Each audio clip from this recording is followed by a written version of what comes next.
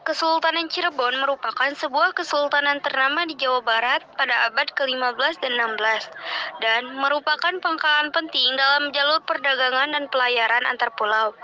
Kesultanan Cirebon berlokasi di pantai utara Pulau Jawa yang merupakan perbatasan antara Jawa Tengah dan Jawa Barat. Pendiri pertama Kesultanan Cirebon adalah Raden Walangsungsang atau Pangeran Cakrabuana. Raden Walangsungsang tampil sebagai Sultan Cirebon pertama yang memerintah dari Keraton Pakungwati dan aktif menyebarkan agama Islam kepada penduduk Cirebon.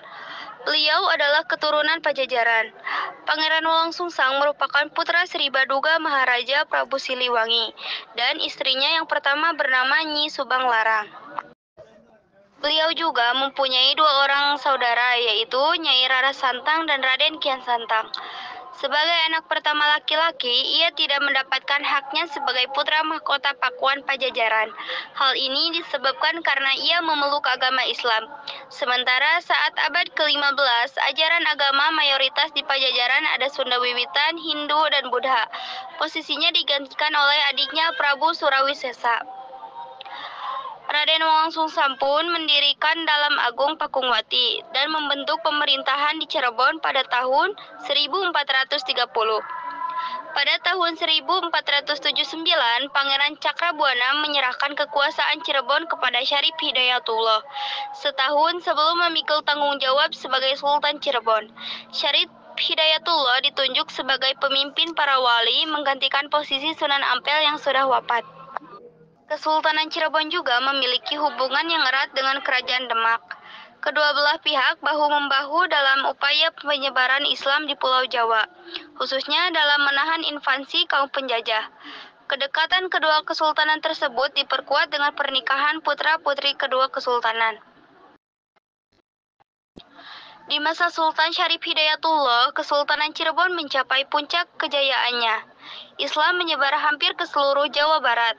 Kemajuan yang diperoleh Kerajaan Cirebon saat masa itu adalah majunya kawasan pelabuhan yang saat itu menjadi jalur sutra perdagangan dan pengembangan sistem pemerintahan yang bersifat desentralisasi. Di tahun 1552, Sunan Gunung Jati berhasil mendirikan Kesultanan Banten. Penguasaannya diserahkan kepada putranya yang bernama Maulana Hasanuddin. Sunan Gunung Jati diyakini sebagai leluhur dari raja-raja Kesultanan Cirebon dan Kesultanan Banten.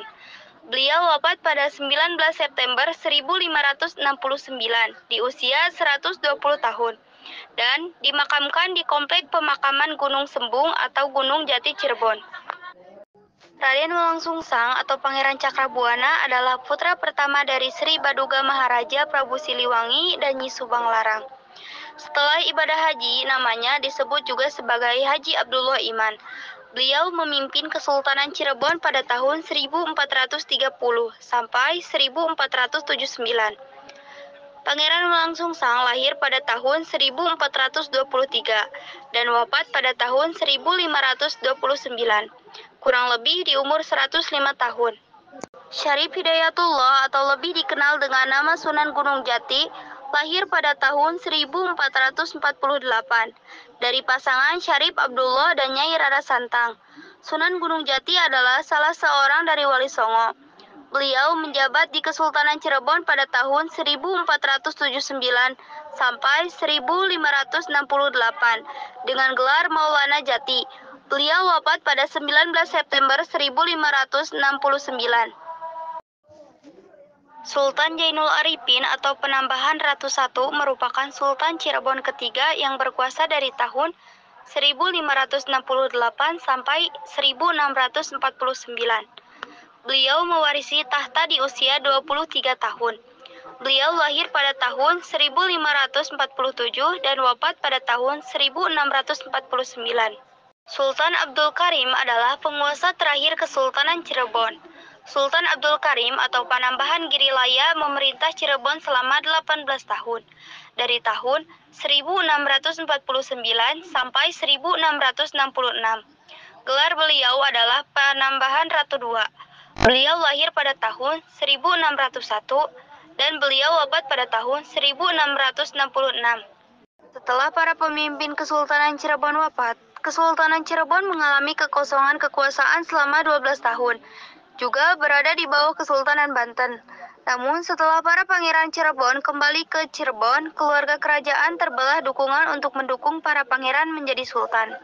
Sultan Ageng Tirtayasa atau penguasa Banten terpaksa membagi Kesultanan Cirebon menjadi 2 kesultanan dan 1 peguron. Kejadian tersebut merupakan babak baru bagi Kesultanan Cirebon. Berikut gelar para pangeran setelah resmi dinobatkan.